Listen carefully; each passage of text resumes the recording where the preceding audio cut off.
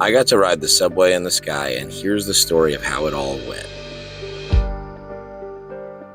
It all starts back in April of this year when on National Bucket List Day, I tweeted about wanting to ride in the Goodyear blimp. Now, I thought that was really the only blimp that there was. Just about a month ago, I saw that Subway was going to be doing one, and hey, look, I thought maybe there's a chance I'd be able to get on this one, and wouldn't you know it, on the day it dropped, I was able to do it, even though I was out of town and in a hotel room.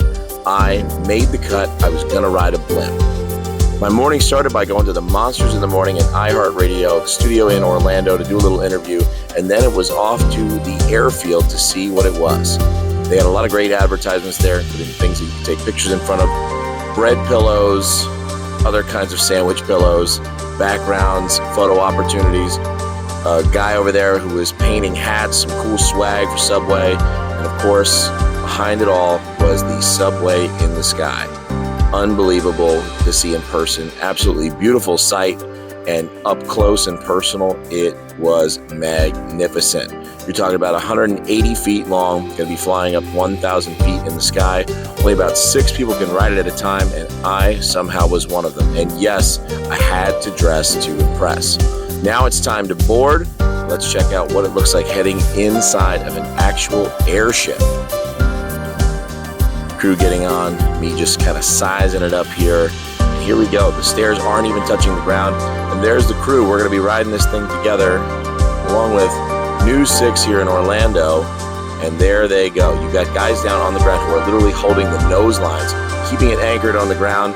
They're letting it go. And now it's time to take off, and up into the sky we go.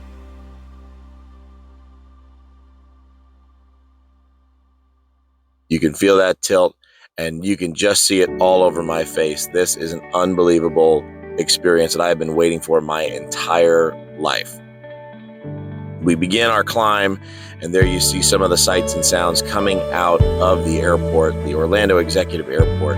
Everybody's got their phones out. Everybody has to see exactly what's going up as we climb high up into the sky. Everybody on the highways traveling around the Orlando area can see us.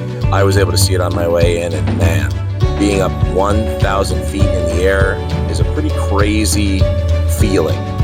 Flying over some of the beautiful lakes in the Orlando area, a crystal clear blue day.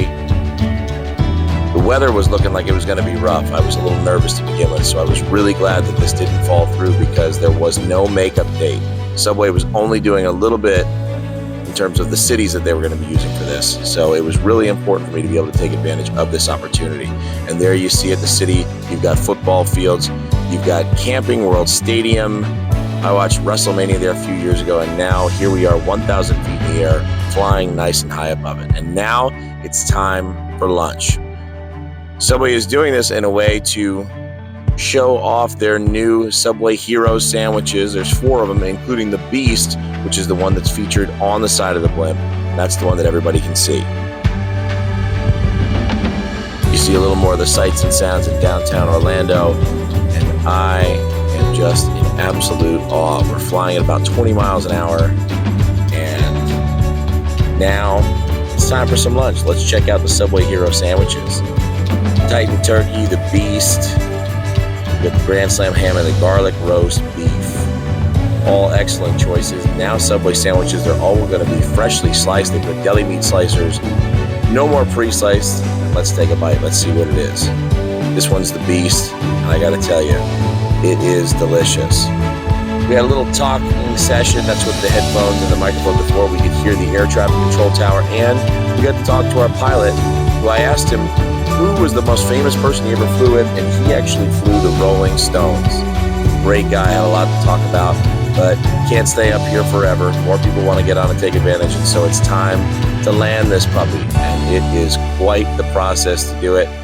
This thing can turn pretty much on a dime, it feels like, nice and sharp. We're coming in at about 20, 25 miles an hour. The nose lines are down over the airport. We had to clear that barbed wire fence, and here they come in the shape of the flying V.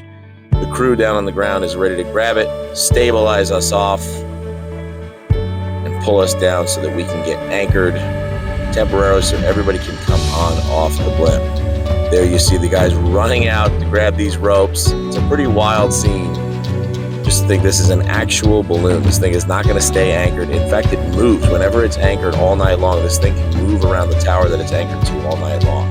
Pretty interesting stuff. There's only 4 of these in the entire United States. Only less than 10 of them inflated flying in the world. You have better chances of getting a winning lottery ticket than getting on one of these blimps.